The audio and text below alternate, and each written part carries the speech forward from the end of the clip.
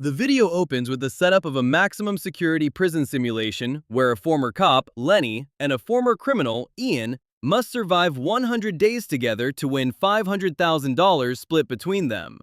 Both are introduced with their backgrounds. Lenny served 17 years as a cop, while Ian spent 3 years in federal prison for fraud and money laundering, coincidentally owing $500,000 upon release, the same prize money at stake. The prison is an exact replica of a real facility, down to the cold metal seats and genuine toilets, with meals served 3 times a day, lights off at night, and a strict wake-up call. They are uncuffed, but warned that if either leaves early, both forfeit the prize. The initial interaction is uneasy, setting the stage for potential conflict. Please don't forget to subscribe to my channel so I can reach 1,000 subscribers. The initial days highlight the tension between Lenny and Ian as they quickly become adversaries. Lenny struggles with adapting to prison life, finding the strict schedule and conditions difficult, while Ian seems more at home. The pair argue over trivial matters, such as snoring and bunk assignments, and openly express annoyance with each other. Despite this, they collaborate to build makeshift workout equipment, a basketball hoop and pull-up bar from the bed frame, to alleviate boredom and maintain fitness, showing early signs of cooperation despite friction. The presence of multiple cameras constantly monitoring them adds pressure, and the audience is informed that their relationship will be tested repeatedly. On day 10, Warden Jimmy introduces the first major challenge. The recreational yard, featuring a pull-up bar and basketball hoop, is locked behind a door. Access costs $50,000 from their prize pool and requires both to agree. If only one accepts, only that person benefits, but both pay. Separated into different rooms with no communication, Ian and Lenny must decide independently. Both choose to pay for access, prioritizing mental and physical well-being over hoarding money. The addition of an hour a day outside brightens their spirits and improves their ability to endure the sentence, showing their willingness to sacrifice money for comfort. Despite the yard, the harsh reality of prison food wears on them. The meals are unappetizing, described as absolute butt cheeks, with Ian expressing disbelief at what prisoners eat. On day 20, the warden offers a trade: keep the recreational yard or swap it for a fully equipped kitchen where they can cook their own meals but lose yard time. Only one person can decide for both.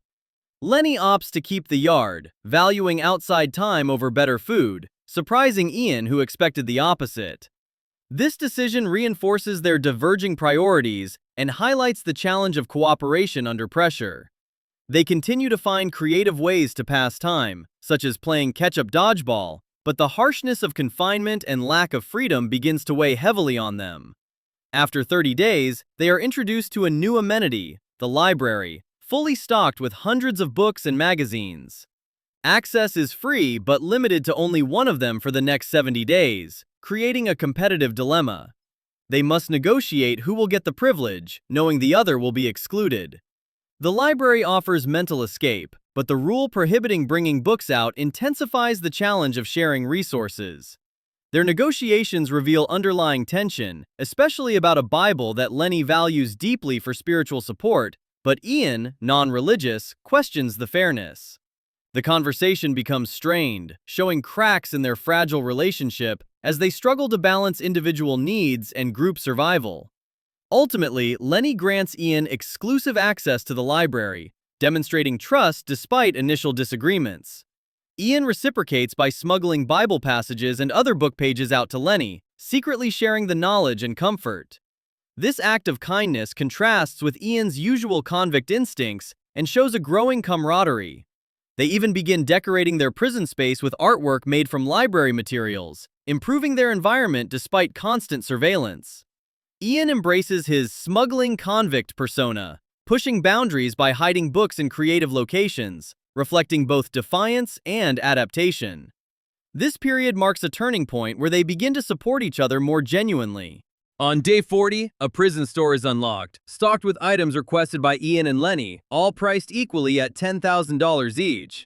With limited funds, they must carefully choose purchases from essentials like melatonin and clippers to mystery boxes. Ian's spending habits emerge again as he splurges on several items, including snacks and sleep aids, while Lenny sticks to essentials. Their choices reveal their personalities and priorities, but Ian's willingness to share the benefits, such as helping with sleep aids, strengthens their partnership. The items provide mental relief and entertainment, helping them cope with monotony. Day 50 is a pivotal emotional moment as their families arrive on a prison bus outside. However, due to Ian's rule-breaking, smuggling books, only one can see their family. The other is sent to solitary confinement until the visit ends. Lenny is chosen to reunite with his family, and the heartwarming scenes of reunion highlight the emotional toll of imprisonment. Ian's isolation in solitary fuels feelings of anger, jealousy, and despair, deepening the rift between them. Their friendship suffers as Ian resents Lenny for the visit and blames him for the punishment, while Lenny feels misunderstood. This segment exposes the psychological effects of isolation and the fragility of their alliance. Following the family visit, Ian's morale declines sharply, with talks of quitting as he struggles with loneliness and frustration. Lenny tries to support him, but their communication dwindles. On day 60, Warden Jimmy offers an hour of TV and board games daily for $30,000, which Ian rejects, showing his growing disillusionment. The rejection highlights their mental fatigue and dissatisfaction with the challenge's conditions. The tension peaks, with Ian's negativity threatening their joint effort to endure the full 100 days. The video underscores the psychological strain of confinement and the challenge of maintaining cooperation under stress.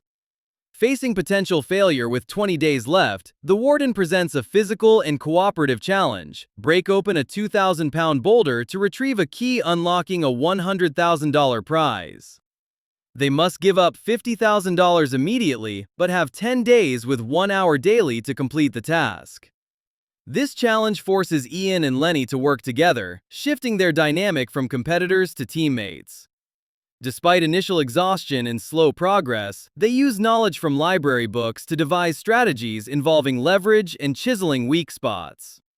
Their persistence pays off as they break the boulder open just in time, earning the prize and revitalizing their partnership. This segment showcases resilience, problem-solving, and teamwork overcoming adversity. With 90 days behind them, Ian and Lenny spend the final stretch stealing books and items from the prison, rebelling lightly against the warden's rules. On day 99, the ultimate test arrives. Separated into solitary confinement cells, each has a button that, if pressed, immediately releases them with the entire remaining prize money, $480,000, but leaves the other with nothing. This scenario tests trust and loyalty after 99 days of cooperation and conflict. The psychological strain of isolation intensifies, with both men tempted by the money but uncertain if the other will betray them first. The tension encapsulates the challenge's core theme. Can two diametrically opposed individuals trust each other under extreme pressure? After a tense 24 hours in solitary, neither presses the button, choosing to trust one another despite the temptation. The curtains open to reveal both standing side by side, splitting the prize money evenly. Their journey concludes with heartfelt reunion scenes as their families join them, symbolizing freedom and redemption. Both reflect positively on the experience. Lenny appreciates understanding prison life from the other side, and Ian values the friendship built with a former cop. The video closes with a call to action about ongoing charitable efforts, emphasizing the human side of incarceration and the power of empathy and cooperation. But wait, please subscribe to my channel and like my video. Thanks for watching.